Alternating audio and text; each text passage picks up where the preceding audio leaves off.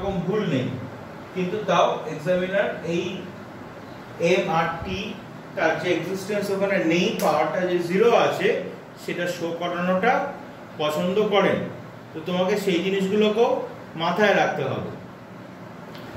Right hand সাইডে দেখো UT আছে, তাহলে আমি থার্ড ব্র্যাকেটের মধ্যে ইউ ইনটু টি লিখলাম। ইনিশিয়াল ভেলোসিটি ডাইমেনশন, ভেলোসিটির যে ডাইমেনশন তার সঙ্গেই সেম হবে। ইনিশিয়াল ভেলোসিটি বলুক ফাইনাল ভেলোসিটি বলুক, ভেলোসিটির যে ডাইমেনশন সেটাই হবে। তাহলে এখানে ভেলোসিটির ডাইমেনশন এলটি ইনভার্স।